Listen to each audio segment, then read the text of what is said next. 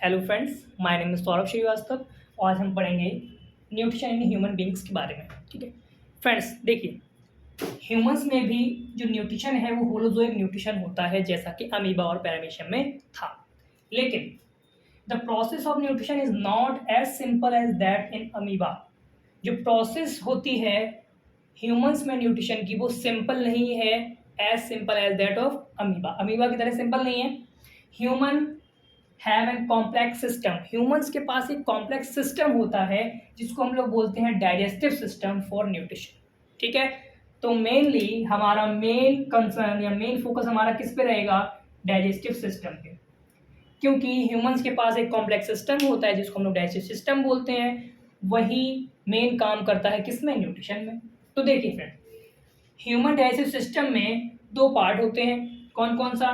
एक पार्ट होता है एलिमेंट्री कनाल और एक होता है डाइजेस्टिव ग्लैंड्स। ठीक है, तो हम फ्रेंड्स एलिमेंट्री कनाल और डाइजेस्टिव ग्लैंड्स को अलग अलग देखते हैं। तो पहले हम लोग देखेंगे एलिमेंट्री कनाल को। ओके, तो शुरू करते हैं फ्रेंड्स। अब हम बात करेंगे एलिमेंट्री कनाल के बारे में। एलिमेंट्री कनाल जो है स्टार्ट होती है माउथ से।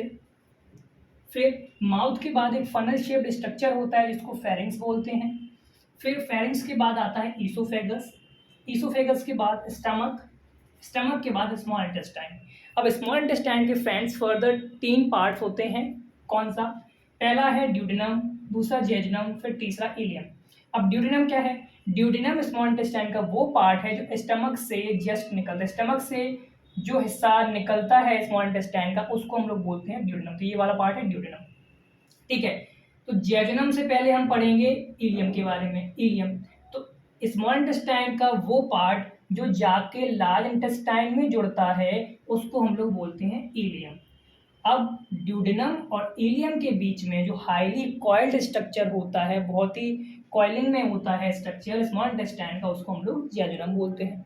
ठीक है फ्रेंड्स, अब बात आती है लार्ज इंटेस्टाइन की। तो लार्ज इंटेस्टाइन के भी फ्रेंड्स फर्दर 3 पार्ट होते हैं, सीकम, कोलन और रेक्टम। सीकम क्या है? सीकम लार्ज इंटेस्टाइन का वो पार्ट है जहां पे स्मॉल इंटेस्टाइन का इलियम आके जुड़ता है। ठीक है, तो सीकम क्या है? सीकम लार्ज इंटेस्टाइन का वो वाला पार्ट है जहां पे स्मॉल इंटेस्टाइन का इलियम वाला पार्ट आके जुड़ता है ये। फिर क्या आता है? कोलोन। कोलोन देखिए फ्रेंड्स, ये कोलोन भी फर्दर फ्रेंड्स 3 तरह के होते हैं। असेंडिंग कोलोन, देखिए असेंडिंग मींस ऊपर चढ़ रहा है, असेंडिंग कोलोन। फिर आता है ट्रांसवर्स कोलोन, फिर है डिसेंडिंग कोलोन। ठीक है, और कोलोन फ्रेंड्स एक और कोलोन होती है सिग्मॉइड कोलोन, थोड़ा सा एस शेप में होती है, इसलिए इसको हम सिग्मॉइड कोलोन बोलते हैं। ठीक है, फिर सिग्मॉइड कोलोन के बाद आता है फ्रेंड्स रेक्टम। रेक्टम और रेक्टम के बाद फाइनली जो एलिमेंट्री कनाल का लास्ट पार्ट होता है उसको बोलते हैं एनस। तो यहाँ से हमें क्या पता चला? Elementary kanal start with mouth and ends with anus. ठीक है, तो फ्रेंड्स ये है एलिमेंट्री कनाल। इसको हमने अभी डायग्राम इसका देख लिया है। अब देखिए फ्रेंड्स, यहाँ पे इस डायग्राम में आपके एनसीईआरटी में यहाँ पे लीवर और पैनक्रियाज भी दे गए हैं, बट मैं आपको अभी मेनली एलिमेंट्री कनाल शो करना चाह रहा था, तो मैंने वो वाले स्ट्रक्चर्स यहाँ से हटा दिए हैं। ठीक है, वो भी होता है। तो फ्रेंड्स अभी हम ये स्ट्रक्चर्स हैं, ये पार्ट है, इनको हम लोग थोड़ा इनकी डेफिनेशन लिख लेंगे। ठीक है, जो जब कभी हम रिवाइज करें तो हमें पता रहे कि ये होते क्या है। तो अभी हम लोग इनकी डेफिनेशन देखेंगे। ओके फ्रेंड्स, एलिमेंट्री कनाल का सबसे पहला पार्ट क्या है? माउथ। ठीक है, अब देखिए माउथ क्या है? माउथ सबको पता है, माउथ जो भी हम खाना खाते हैं, जो खाना डाइजेस्ट होने वाला है, जो खाना खाते हैं वो कहाँ से एंटर करता है? हमारे माउथ से एंटर करता है, सिंपल। फिर माउथ में क्या क्या होता है? माउथ में टीथ होते हैं। टीथ क्या है? हार्ड स्ट्रक्चर है। ठीक है, सबको पता है, ये देखो। फिर present on upper jaw and lower jaw. देखिए अपर जॉ पे भी प्रेजेंट है और लोअर जॉ पे भी प्रेजेंट है। Help in crushing of food, जिसको हम लोग मास्टिकेशन बोलते हैं। जो हम खाना खाते हैं उसको क्रश करना है, पीसना है, उनमें कौन हेल्प करते हैं? टीथ हेल्प करते हैं। ठीक है, फिर आता है टंग। टंग क्या है? वेरी मस्कुलर सेंसरी ऑर्गन, बहुत मस्कुलर है ना, जीभ को टच करिए, मस्कुलर ऑर्गन है। फिर क्या है? बहुत सेंसरी ऑर्गन है। सेंसरी मतलब इससे सेंस कर सकते हो आप, टेस्ट कैसा है, क्या ये सब पता चलता है। Present at the floor of buccal cavity, जैसे हमारी ये बक्कल कैविटी है, तो ये बक्कल जैसे फ्लोर होता है नीचे वाला हिस्सा, तो ये फ्लोर है बक्कल कैविटी का, तो उससे उस पर प्रेजेंट होता है। क्या लिखा है? Present at the floor of buccal cavity. Has taste bud on it. अब जो टंग है हमारे, इस पर टेस्ट बर्ड्स होते हैं। हमें कैसे पता चलता है कोई चीज़ मीठी है, खट्टी है, कड़वी है, कैसे पता चलता है? क्योंकि इसी पे टेस्ट बर्ड्स होते हैं, वो हमें बताते हैं। अब देखिए, help in mixing of food, जो हम खाना खाते हैं उसको मिक्स करना है हमारे सलाइवा के साथ, वो उसमें भी यही हेल्प करता है। एंड क्लीनिंग ऑफ टीथ, जो हमारे दांत हैं उनको साफ करने में भी हेल्प करता है। अब फेरिंग्स क्या है? देखिए फ्रेंड, माउथ था पहला पार्ट, फिर दूसरा पार्ट क्या आता है एलिमेंट्री कनाल का? फेरिंग्स। फेरिंग्स क्या है? स्मॉल फनल शेप्ड चैम्बर, एक स्मॉल फनल शेप्ड चैम्बर होता है, दिखा देता हूँ आपको। ऐसे फनल शेप्ड चैम्बर होता है, located just behind the buccal cavity, जो हमारी बक्कल कैविटी है इसके जस्ट पीछे, मीन्स यहाँ कहीं प्रेजेंट होगा, ठीक है। It divide into oesophagus, food pipe and trachea विट्टर, यही जो है ये नीचे जाके डिवाइड हो जाती है, किसमें? ईसोफेगस में, और पीछे वाला ट्रैकिया, मतलब आगे होता है ट्रैकिया और पीछे होता है ईसोफेगस। तो यहाँ फेरिंग्स डिवाइड होकर क्या बनाता है? दो फेरिंग्स से दो पाइप निकलती हैं, एक पाइप होती है ईसोफेगस जिसको फूड पाइप भी बोलते हैं, और दूसरी पाइप होती है ट्रैकिया जिसको विंड पाइप भी बोलते हैं। ओके, फेरिंग्स के बाद आता है फ्रेंड्स ईसोफेगस। अब देखिए, it is a thin but long muscular tube like structure, पतला है बट लॉन्ग है, मस्कुलर ट्यूब लाइक स्ट्रक्चर है। Carry food from pharynx to stomach, pharynx से फूड को लेके आता है स्टमक तक। इसके बाद आएगा स्टमक। स्टमक क्या है? जे शेप्ड बैग लाइक स्ट्रक्चर है, बैग की तरह होता है। स्टोर फूड, खाने को स्टोर करता है। And does it's partial digestion, खाने को स्टोर करता है और उसका पार्शियली डाइजेशन करता है।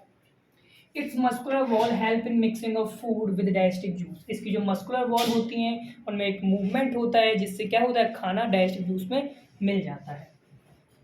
इट आल्सो हैव स्फिंक्टर, ये देखिए स्फिंक्टर मसल्स होती हैं इसके एंड पे, at its and, which help in the release of food into small intestine. तो ये करती क्या है? अब खाना यहाँ पे है, अब खाने को यहाँ से पार्सली डाइजेस्टेड खाने को यहाँ से स्मॉल इंटेस्टाइन में भेजना है। तो ये क्या करती है? ये रेगुलेट, ये जो स्फिंक्टर मसल्स ये रेगुलेट करती हैं, थोड़ा थोड़ा खाना धीरे धीरे थोड़ा थोड़ा खाना स्मॉल इंटेस्टाइन में भेजती है। कौन?